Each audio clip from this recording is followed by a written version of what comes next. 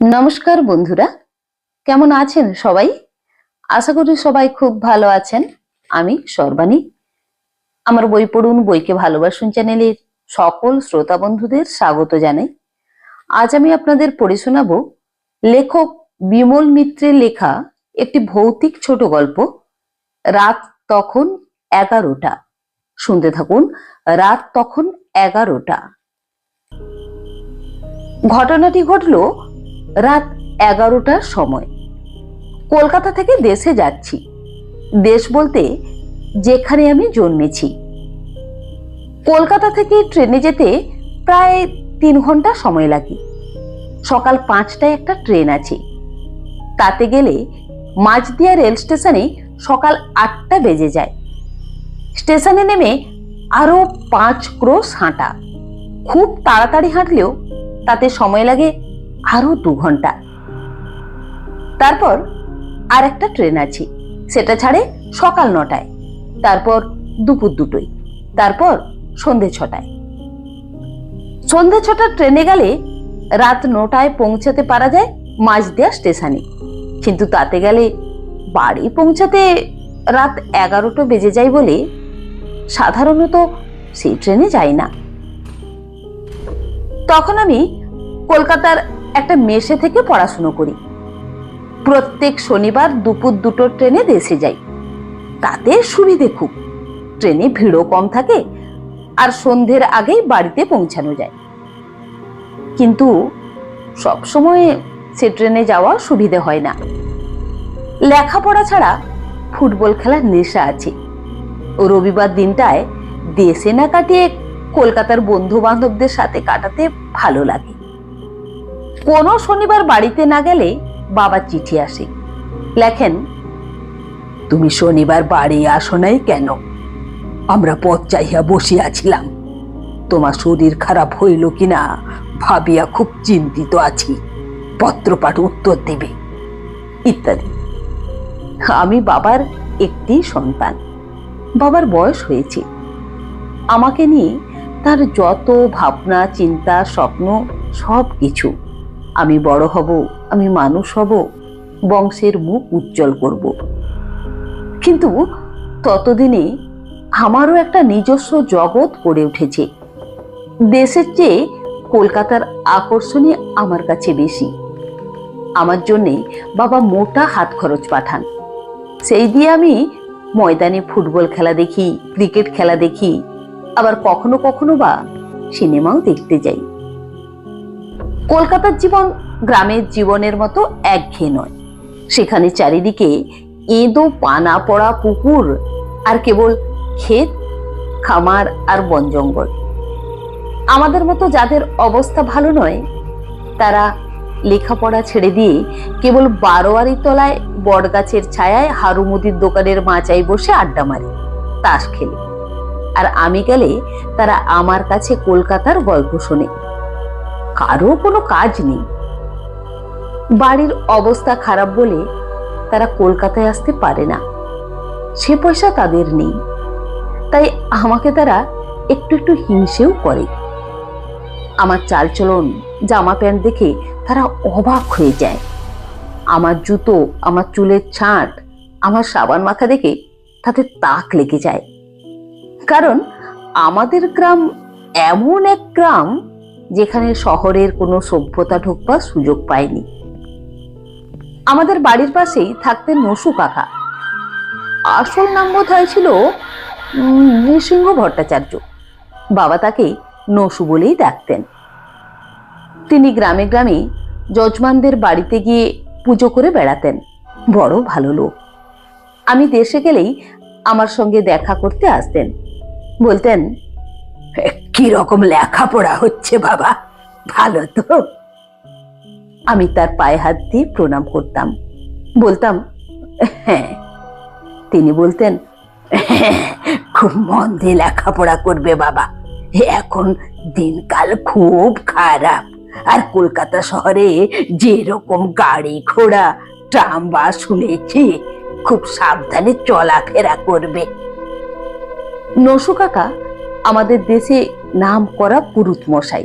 তিনি না হলে কারোরই কোনো পূজা আচ্চা হতো না। কেউ হাতে খড়ি দেবে তাতেও যেমন ডাক পড়তো, আবার তেমনি কারো বাড়িতে ছেলের অন্নপ্রাশন হবে তাতেও তাকেই চাই।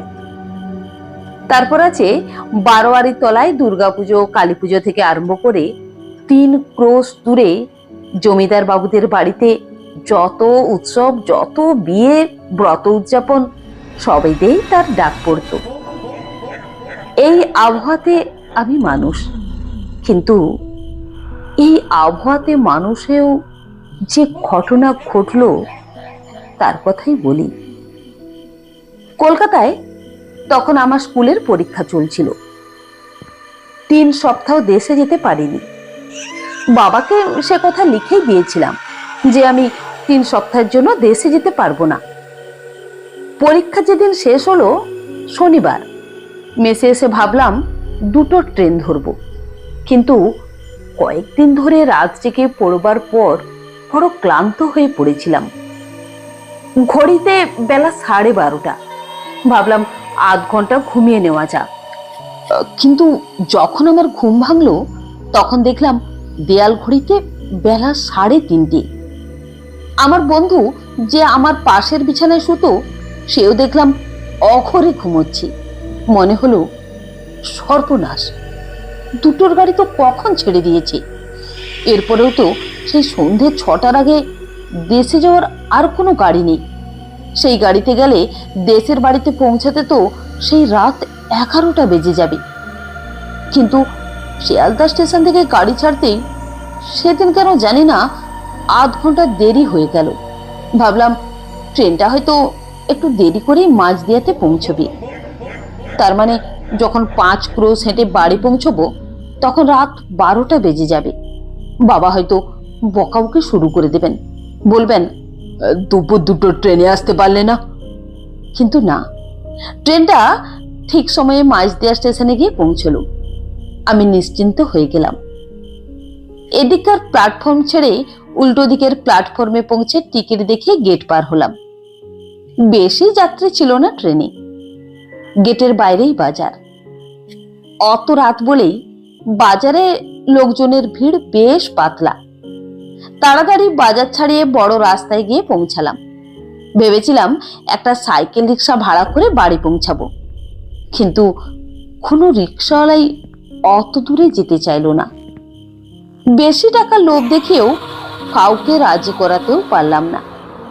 সবাই এক কথা বললে, ও অত দূরে সওয়ারি নিয়ে গেলে ফিরে আসতে রাত 1টা বেজে যাবে। আমি বললাম, আমি তোমাদের ডবল ভাড়া দেব। তবু কেউ যেতে রাজি হলো না। খগত্যা হাঁটতে শুরু করলাম। হাতে অনেক জিনিস ছিল আমার। বাবার কাশির ওষুধ কিনে নিতে লিখেছিলেন। শিয়ালদা স্টেশনে পৌঁছাবার আগে ওষুধ দোকান থেকে তা কিনে নিয়েছিলাম। মার জন্য নিয়েছিলাম হাজার মলম, মায়ের পায়ে হাজা হয়েছিল। তারপর গামছা কিনেছিলাম একটা বাবার জন্য। আরো অনেক খুচরো খুচরো জিনিস কিনেছিলাম, যা যা বাবা কলকাতা থেকে কিনে নিয়ে যেতে বলেছিলেন। রাস্তা দিয়ে একলা হেঁটে চলেছি। চারিদিকে নিশুতি অন্ধকার। রাতে গ্রামের লোকজন সকাল সকাল ঘুমিয়ে পড়ে, কারণ ভোরে উঠতে হয় সকলকে। বড় বড় গাছগুলোকে দূর থেকে অন্ধকারে পাহাড় বলে মনে হচ্ছে। খানিক দূর গিয়েই পিচের রাস্তা শেষ হয়ে গেল। আকাশে যে চাঁদটা ছিল তাও ডুবে গেল। তখন শুধু তারাগুলো জ্বলছে মাথার উপর। মাঝে মাঝে শেয়ালের হুক্কা হুয়া কানে আসছে। 2-1টা কুকুর আমাকে দেখে ঘেউ ঘেউ করে উঠল, কিন্তু আমাকে চিনতে পেরে আবার চুপ করে গেল। তবু আমার কেমন যেন ভয় ভয় করতে লাগলো, কিন্তু কিসের যে ভয় তা বলতে পারবো না। একটা রাস্তার মোড়ে এসে দাঁড়ালাম। চারিদিকে কয়েকটা বড় বড় বটগাছ ডালপালা ছড়িয়ে জায়গাটিকে ঢেকে রেখেছে। শনি মঙ্গলবার ও জায়গায় হাট বসে। হাট বেলাবেলি শেষ হয়ে গেছে। চারিদিকে ছোটখাটো দোকান, তারাও দোকানের ঝাঁপ বন্ধ করে তখন যে যার বাড়ি চলে গেছে। বহুদিন আগে ওই বটগাছের ডালে একজন মানুষ গলায় দড়ি দিয়ে আত্মহত্যা করেছিল। সে ছোটবেলাকার ঘটনা, কিন্তু তখন থেকে জায়গাটায় এসে দাঁড়ালেই দিনের বেলাতেও কেমন গা ছুমছুম করতো। আর তখন তো রাত 10:30 বেজে গেছে। মনে পড়লো বাবা মা বোধহয় এতক্ষণ ঘুমিয়ে পড়েছেন। বিকেল গড়িয়ে সন্ধ্যা হয়ে এলো। তারা ভাবছেন আমি আর আসবো না। মা আমার জন্য ভাত রান্না করে বসেছিল। বাবা বলছেন, আর কেন বসে আছো? খোকা আজকে বোধহয় আর এলো না, তুমি খেয়ে নিয়ে শুয়ে পড়ো। মাও বোধহয় তখন খেয়ে নিয়েছেন। তারপর আমার কথা ভাবতে ভাবতেই বিছানায় শুয়ে ঘুমিয়ে পড়েছেন। এইসব ভাবতে ভাবতেই হেঁটে চলেছি। রাত তখন 11টা বেজে গেছে। রাস্তাটা গিয়ে নলগাড়ির নাবালে গিয়ে মিশেছে। আগে এখানে একটি নদী ছিল। আগে যখন নদীতে জল ছিল তখন খেয়া নৌকা এপার ওপার করত, কিন্তু এখন নদীটা শুকিয়ে গিয়েছে। সেখানে ঢালু জমিতে এখন চাষবাস হয়। তারই এক পাশ দিয়ে গরুর গাড়ি যাবার রাস্তা হয়েছে। বর্ষার পর গরম পড়াতে রাস্তায় আবার ধুলোও জমেছে। এখানকার লোক ও জায়গাটার নাম দিয়েছে নলগাড়ির নাবাল। আমি ঢালু রাস্তায় নামতে লাগলাম। তারপর সামনের দিকে নজর পড়তেই যা দেখলাম তাতে আমার শরীরের রক্ত হিম হয়ে এলো। দেখলাম ওপারের রাস্তা দিয়ে একটা দাঁড়িওয়ালা মূর্তি ঢালু রাস্তা দিয়ে আমার দিকে নেমে আসছে। রাস্তায় তার পা নেই, শুধু হাওয়ায় ভাসতে ভাসতে এগিয়ে আসছে আমার দিকে। আমি আর এগুলোম না, এগোতে ভয় করলো। হোক সেই লোকটার মূর্তি যে একদিন বট গাছে গলায় দড়ি দিয়ে মরেছে। তখন কত লোকের মুখে শুনতে পেতুম যে সে নাকি ওই অঞ্চলে ভূত হয়ে ঘুরে বেড়ায়। আমি কিন্তু নিজের চোখে কখনো তা দেখিনি। হঠাৎ আমাকে লক্ষ্য করে মূর্তিটা কথা বলে উঠল। বললে, কে ওখানে? আমি কি জবাব দেব বুঝতে পারলাম না। শুধু একটু থেমে বললাম, আমি আমি কে? বলতে বলতে মূর্তিটা আমার দিকে আরো এগিয়ে আসতে লাগলো। সামনে মুখের কাছে এসে বলল, কে কে তুমি? আমি ভয়ে শিউরে উঠেছি। তখন কিছুই জবাব দিতে পারলাম না সেই মুহূর্তে। মূর্তিটা জিজ্ঞেস করলো, ও তুমি বিমল থিরেস্তার ছেলে? আমার তখন জ্ঞান ফিরে এলো। চিনতে পারলাম মূর্তিটাকে। বললাম, নসু কাকা আপনি? নসু কাকা বললেন, হ্যাঁ আমি। তা তোমার আসতে এত দেরি হলো যে? বললাম, দুপুর 2টোর ট্রেনটা ধরতে পারিনি, ঘুমিয়ে পড়েছিলাম, তাই সন্ধে 6টার ট্রেন ধরে আসছি। নসু কাকা বললেন, তা আজকে এই রাতে না এলেই পারতে। এই রাত বিরেতে আসা কি ভালো? আমাদের গায়ে যে পরশুদিন বাঘ বেরিয়েছিল, তার কদিন আগে বাবুদের বাড়িতে ডাকাত পড়েছিল। বললাম, তা আপনি এত রাত্রে কোথায় যাচ্ছেন? নসু কাকা বললেন, জমিদার বাবু স্ত্রীর হঠাৎ ডেকে পাঠিয়েছেন। তার বড় ছেলের খুব অসুখ। আমাকে সেখানে গিয়ে শান্তি সস্তেন করতে হবে। যত রাতই হোক না কেন আমাকে যেতেই হবে। তার বড় ছেলে এখন যায় তখন যায়, তাই খেয়ে নিয়েই দৌড়াচ্ছি। আমাকে যে ডাকতে এসেছিল তাকে বলেছি, তুমি এগিয়ে যাও, আমি খেয়ে উঠেই যাচ্ছি। তোমার সঙ্গে রাস্তায় কোনো লোকের দেখা হয়নি? আমি বললাম, কই না তো।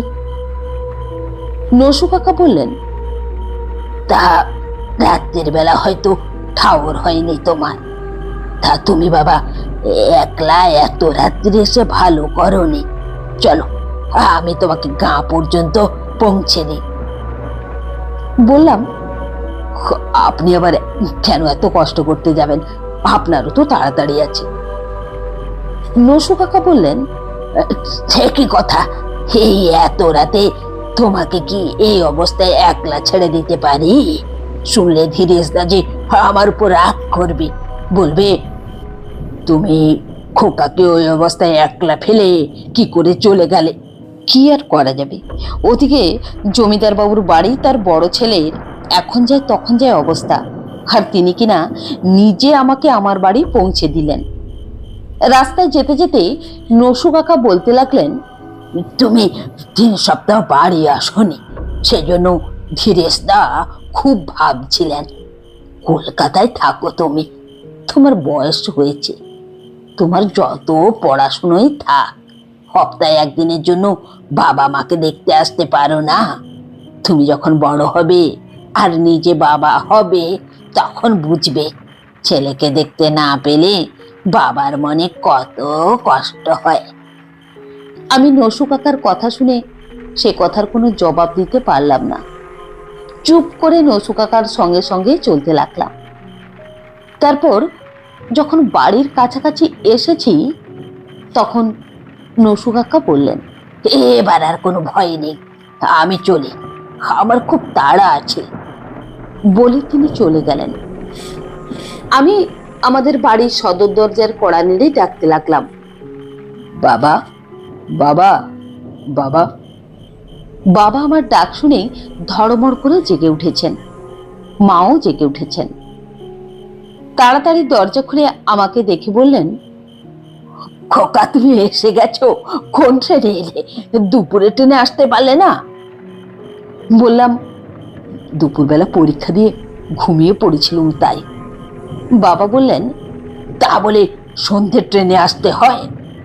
জানো বাড়ি পৌঁছাতে রাত 11টা বেজে যাবে। তাছাড়া গাঁয়ে পরশুদিন বাঘ বেরিয়েছিল, তা জানো? কদিন আগে বাবুদের বাড়িতে ডাকাত পড়েছিল। আমি বললাম, আমি তো তা জানতুম না। রাস্তায় দেখা হয়ে গেল নসু কাকার সঙ্গে, তিনি আমাকে বাড়ি পর্যন্ত পৌঁছে দিয়ে গেলেন। নসু? নসু কাকা? বললাম, হ্যাঁ, তার সঙ্গে নলবাড়ির নাবালে দেখা হয়ে গেল।